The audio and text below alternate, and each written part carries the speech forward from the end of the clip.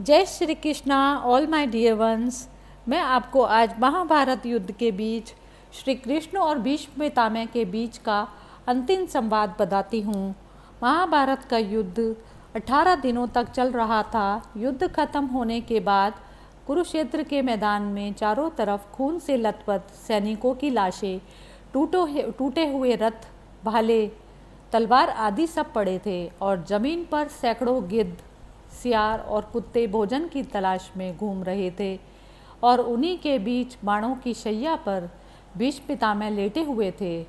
भीष्म पितामह को ये बाण युद्ध करते समय अर्जुन ने मारे थे। भीष्म पितामह अर्जुन से महान योद्धा थे, लेकिन फिर भी अर्जुन ने उनके शरीर को अनगणित बाणों से भेद दिया था। अर्जुन ने भीष्म पितामह को अनगणित बाण कैसे मारे, इसके पीछे भी एक कहानी है। अर्जुन ने भीष्म पितामह को इतने बाण इस प्रकार मारे, जब वह जमीन पर गिरे तो शरीर से आर पार बाणों की एक शैया तैयार हो गई। भीष्म पितामह को इच्छा मृत्यु का वरदान प्राप्त था। अनगणित बाण लगने के बाद भी उन्होंने अपने प्राण नहीं त्यागे, क्योंकि उन्होंने शपथ ली थी कि जब तक वह हस्तिनापुर को घोषित और सुरक्षित नहीं देख लेंगे, तब तक वह अपने प्राण नहीं देंगे। महाभारत के युद्ध में पांडवों की विजय हुई और युधिष्ठिर को हस्तिनापुर का राजा घोषित किया गया। तब भीष्म पितामह ने अपने प्राण त्यागने का निर्णय लिया। युद्ध खत्म होने के बाद सूर्य पश्चिम की ओर ढलने ही वाला था। उसी समय सभी पांडव और श्री कृष्ण भीष्म पितामह से आखिरी बार मिलने के लिए आते हैं। उस समय कृष्ण और पितामह के बीच जो संवाद है वह इस प्रकार है। श्री कृष्ण कहते हैं, प्रणाम पितामह।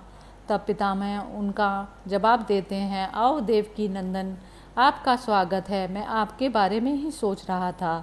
श्री कृष्ण बोलते हैं, पितामह अब तो मैं आपसे यह भी नहीं पूछ सकता कि आप कैसे हैं। तब भीष्म कहते हैं, थोड़ी देर चुप रहने के बाद पुत्र युधिष्ठिर का राज्याभिषेक करा दिया केशव। अब उसके परिवार में कोई बड़ा बुजुर्ग नहीं बचा है, इसलिए आपको ही उसका ध्यान रखना होगा। इस पर श्री कृष्ण चुप रह जाते हैं। तब भीष्म उनसे कहते हैं, हे केशव, बड़े सही समय पर आए हो। यह शरीर छोड़ने से पहले मेरे कुछ भ्रम दूर कर दो। तब श्री कृष्ण कहते हैं, कहिए पितामह। तो पितामह पूछते हैं, एक बात बताओ श्री कृष्ण, आप तो ईश्वर हो ना। तब श्री कृष्ण बीच में ही टोकते हुए कहते हैं, नहीं पितामह, मैं तो आपका पौत्र हूँ। तब पितामह हंसने लगते हैं और कहते हैं, ठगना छोड़ दो कन्हैया। जानने से पहले मैं यह जानना चाहता हूँ कि इस युद्ध में जो हुआ क्या वह ठीक था। तब श्री कृष्ण बोलते हैं, किसकी ओर से पितामह, कौरवों की तरफ से या पांडवों की तरफ से। तब पितामह कहते हैं, कौरवों की तरफ से चर्चा करने का अब कोई मतलब ही ना रहा केशव, लेकिन जो पांडवों की तरफ से हुआ वह सही था। जैसे आचार्य द्रोण का वध, दुर्योधन की जंघा के नीचे प्रहार, दुशासन का छाती चीर देना, निहत्थे कर्ण का वध करना आदि। तब श्री कृष्ण कहते हैं, इसका उत्तर मैं कैसे दे सकता हूँ पितामह।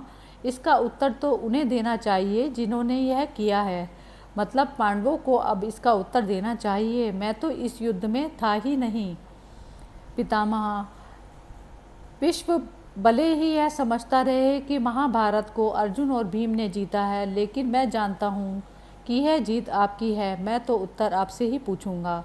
तब श्री कृष्ण कहते हैं, यदि आप मुझसे जानना चाहते हैं तो सुनिए पितामह, कुछ बुरा नहीं हुआ, वही हुआ जो होना चाहिए।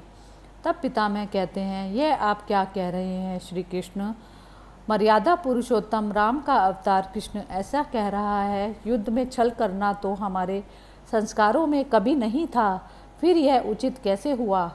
तब श्री कृष्ण कहते हैं, शिक्षा इतिहास से ली जाती है, लेकिन निर्णय वर्तमान के आधार पर किया जाता है। राम त्रेता युग के नायक थे। उस समय रावण जैसा खलनायक भी शिव भक्त था और धर्म का महाज्ञानी था, इसलिए श्री राम ने उनके साथ कहीं छल नहीं किया। लेकिन मुझे द्वापर युग मिला है और इस युग में कंस, जरासंध, शकुनी, दुर्योधन, दुशासन जैसे कपटी लोग आए, इसीलिए उनकी समाप्ति के लिए हर छल उचित है। पाप का अंत आवश्यक है, चाहे वह जिस भी विधि से हो। तब पितामह कहते हैं, तो आगे चलकर आपके इन निर्णयों से गलत परंपराएं नहीं प्रारंभ होगी केशव। क्या भविष्य आपके इन छलों का अनुसरण नहीं करेगा, और करेगा तो क्या वह उचित होगा? तब श्री कृष्ण कहते हैं, भविष्य तो इससे भी नकारात्मक आ रहा है पितामह। कलयुग में तो इससे भी कम नहीं चलेगा। वहाँ मनुष्य को कृष्ण से भी कठोर होना होगा, वरना धर्म समाप्त हो जाएगा। जब क्रूर शक्तियाँ धर्म का विनाश करने के लिए आतुर हों तो नैतिकता अर्थहीन हो जाती है। तब केवल विजय महत्वपूर्ण होती है। भविष्य को यह सीखना ही होगा। तब पितामह कहते हैं, तो क्या धर्म का भी विनाश हो सकता है कृष्ण? और अगर धर्म का विनाश होना ही है तो क्या मनुष्य इसे रोक सकता है? श्री कृष्ण कहते हैं, सब कुछ ईश्वर के भरोसे छोड़कर बैठना भी मूर्खता है। ईश्वर स्वयं कुछ नहीं करते, सब कुछ मनुष्य को ही करना पड़ता है। आप मुझे ईश्वर कहते हैं ना पितामह, तो बताइए मैंने इस युद्ध में कुछ किया क्या? सब पांडवों को ही करना पड़ा, यही प्रकृति का नियम है। श्री कृष्ण के जवाबों से भीष्म पितामह अब संतुष्ट दिखाई दे रहे थे और उनकी आंखें धीरे धीरे बंद हो रही थी। सूर्य अब ढल चुका था। कितना सुंदर संवाद था दोनों का, भीष्म पितामह और श्री कृष्ण का।